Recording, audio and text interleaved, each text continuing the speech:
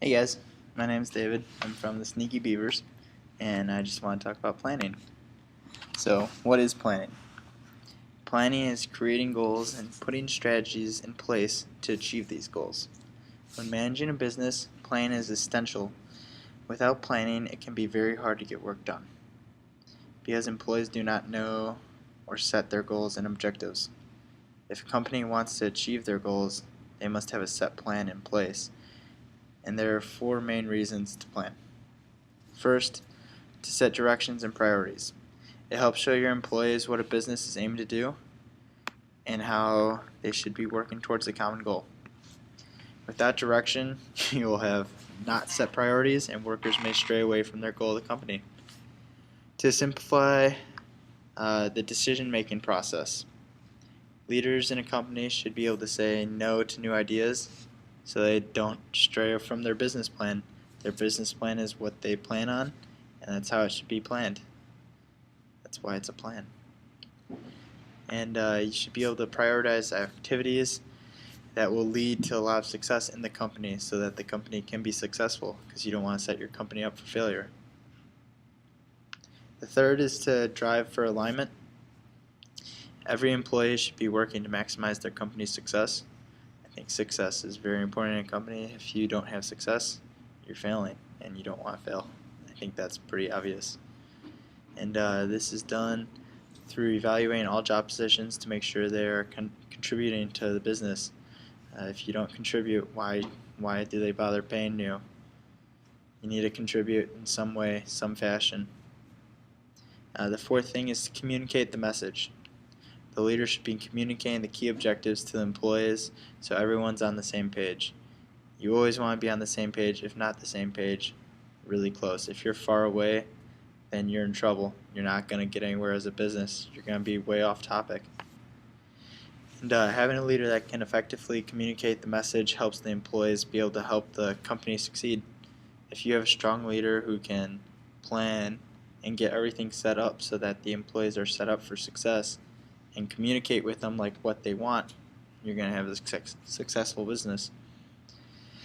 If a company is able to succeed in these four areas, it will help them succeed in the business world, and that's just a common known fact. That's from the basics of strategic planning.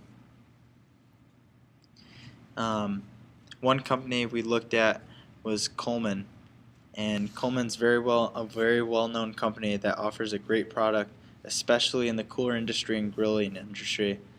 Once a person experiences the luxury of having a cooler or product like a Coleman grill that is top of the line and inexpensive compared to other companies, they will come back for life, and outdoorsmen, tailgaters, and sports enthusiasts can all enjoy the cooler and the nice grills and not really have to worry about if they're going to last more than a year or if they're going to be able to work when they go out in 0 degrees for a football game that nobody should be going to because it's freezing cold.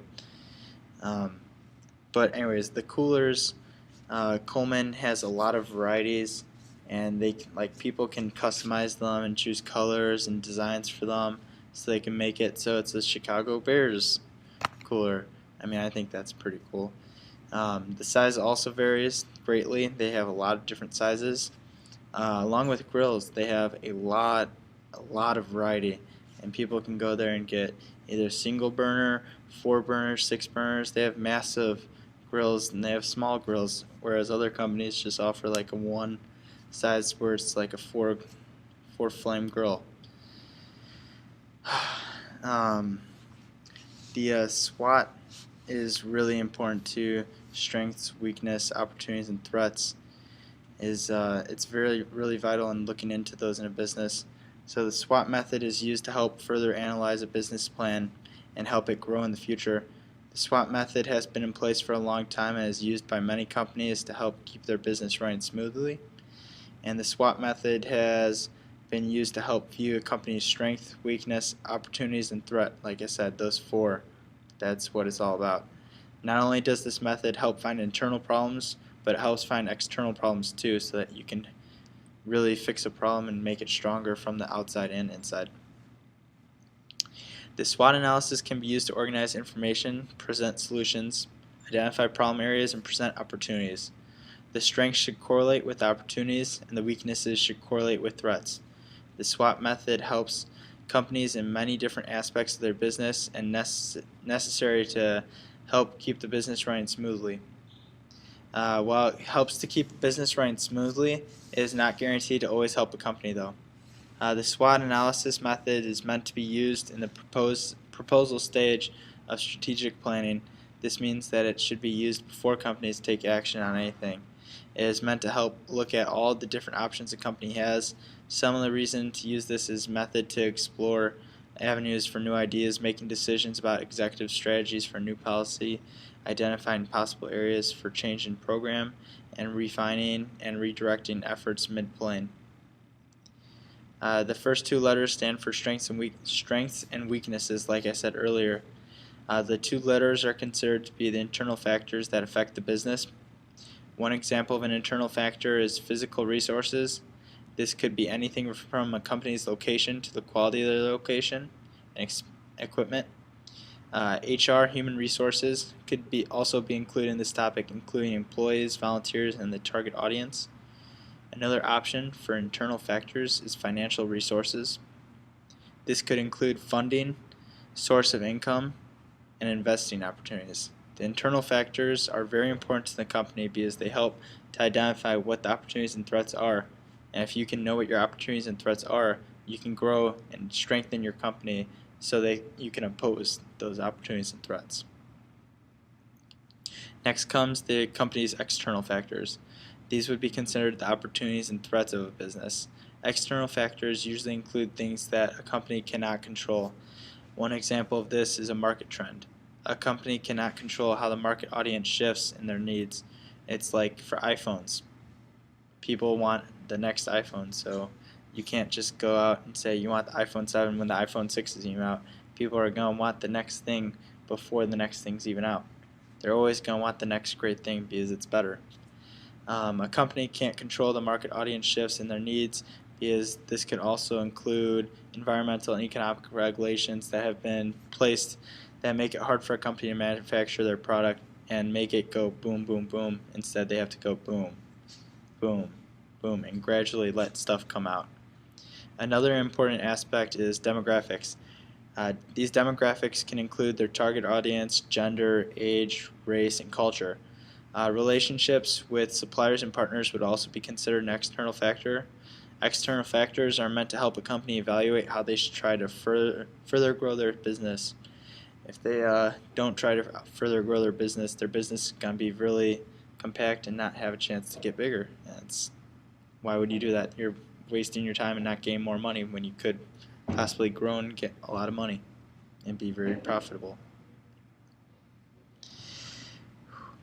So for Coleman, what we looked at, like if we were to do not a practice SWOT, but say a SWOT analysis, some strengths of Coleman would be they have the highest grade equipment and supplies to achieve the best product, has competitively low and affordable pricing in the cooler and grilling industry.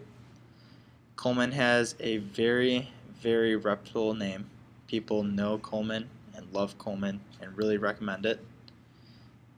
And they're an outdoors company that have more than coolers and grills where people can go get tents and everything they need if they want to go camping or something like that. Some weaknesses would be most people that have one cooler, they don't need to go out and buy another one next year. The coolers last for a long time, so they have to be able to go get other stuff, and that's why I think Coleman has spread out and become more of a camping and grilling and outdoorsy company. Competition has tried to evolve into newer, smaller things, such as like cooler koozies, where they've made a koozie that will stay cold, so you keep your beer or drink freezing cold, and then it won't get warm when it's a nice beach sunny day. Yeah, that's what I thought for the weaknesses. Some opportunities, we thought they had lower prices with a higher quality product that may lead to brand loyalty. There's a growing trend for personalization of objects where they're letting them color their own coolers and they're letting them paint logos and stuff like that on them. They have a very trustworthy name, and by getting like a potential deal with a sports team or a major league market like Major League Baseball, they can actually go out and expand and have MLB represent them and have their prime logo on an MLB field or MLB name for a field. Um, some threats would be there's a lot on the market right now, and it's a very small market, but there are companies that, like Igloo, have the same exact coolers basically, but they just have Igloo's name on it. And coolers are a seasonal product also, whereas camping stuff can be seasonal.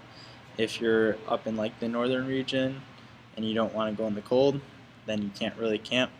But some things are seasonal and that can really affect them. So their big time is the summer. And future competitors could decide to make a product that's more innovative and better or cheaper. So like for a cooler, they can make a cooler that somehow stays freezing cold and the ice doesn't melt. Yeah. And for the direct competition from Coleman, we just saw two really big companies, Igloo and Yeti coolers. Yeti is a newer company, but they've made top-of-the-line products, but they've also had top-of-the-line prices, and that's really affected them. But people still want them because their product is supposed to keep everything cold and not melt, in a sense. Coleman has multiple differentiators from other companies. Customers have an option to personalize the cooler. They can get a variety of sizes of cooler and grill. With the wide range of options, Coleman is able to separate themselves from their competition. With their competitive pricing, Coleman is flying off the shelves and going into parks, parking lots, and more in the future. I think Coleman is really different than a lot of companies because they have so many varieties and options to choose from, whereas they're not just a cooler and grill company. They can actually go have camping stuff, whereas there's no really other big companies that can really compare to them and do all the things they do. And I think Coleman is just a really good product, and I think in general the planning they do has really helped them succeed and make them a profitable company. And I really am sorry I couldn't be there tonight, guys. I hope you guys enjoy this, and good luck to you guys. Have a great rest of the summer.